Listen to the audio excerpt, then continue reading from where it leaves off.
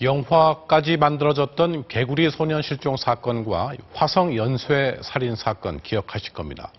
모두 범인을 잡지 못한 채 공소시효가 지나버렸는데요.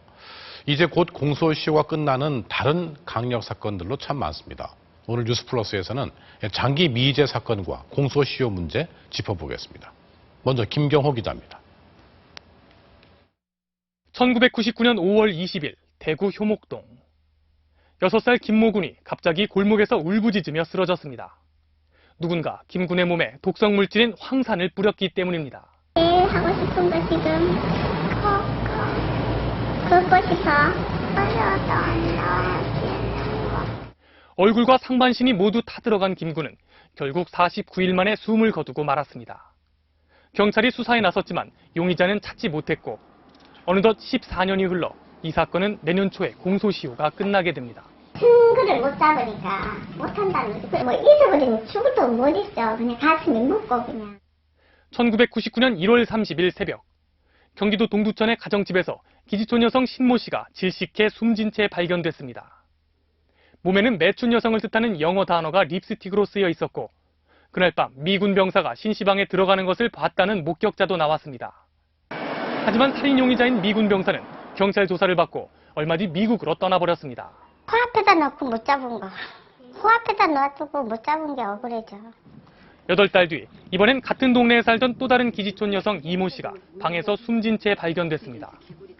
이 씨와 동거하며 방 열쇠를 갖고 있던 미군이 유력한 용의자였지만 이번에도 수사는 제대로 이뤄지지 못했습니다. 결국 두 사건은 모두 미궁에 빠진 채 내년에 공소시효가 끝납니다. 국가가 책임의식을 느끼고 공소시효를 없앤 이후에 전면 재수사와 함께 그리고 그 진상규명을 정확하게 해내고 미국이나 일본, 독일 등 여러 나라는 사람을 숨지게 한 범죄 등에 대해선 공소시효를 인정하지 않고 있습니다. 우리나라는 살인범죄에 대한 공소시효가 원래 15년이었다가 너무 짧다는 비판이 커지자 2007년에 25년으로 늘렸는데요. 그나마 소급 적용이 되지 않다 보니 2007년 이전에 벌어진 범죄에 대해선 지금도 공소시효가 15년에 불과합니다. 그래서 법무부는 살인사건에 대한 공소시효를 외국처럼 아예 없애서 몇십 년 전에 일어난 범죄라도 범인을 잡기만 하면 언제든 처벌할 수 있는 법안을 만들어 입법 예고까지 했습니다. 그런데 아직도 법안은 시행되지 않고 있습니다.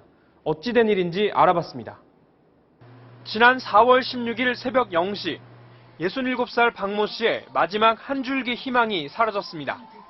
정확히 15년 전인 1998년 4월 16일 당시 26살과 24살이었던 박 씨의 두 딸은 집에서 무참히 살해됐습니다.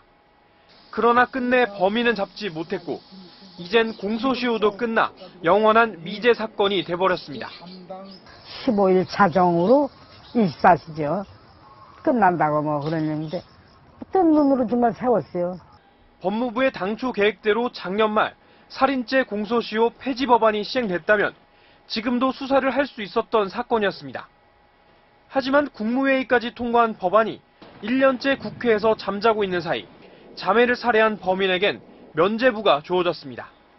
우선순위에서 밀려가지고 아직 한 번도 논의도 못한 상황입니다. 특검법이라든가 전두환법이라든가 이런 현안들에 밀려가지고. 지난 2004년부터 서울 면목동 일대에서 14차례나 연쇄 성폭행을 저지른 이른바 면목동 발발이 엄지손톱 절반만한 쪽지문 하나가 유일한 단서여서 당시엔 용의자를 찾지 못했지만 지문 감식 기술이 발전한 덕분에 8년 만인 지난해 범인을 잡을 수 있었습니다.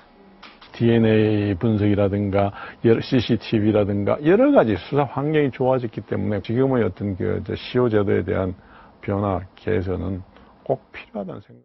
전북 정읍 호프집 여주인 살인사건, 대전 갈마동 여중생 살인사건 등 지난 5년간 공소시효가 끝나 더 이상 수사도 처벌도 할 수 없게 된 강력 범죄가 모두 91건이나 됩니다.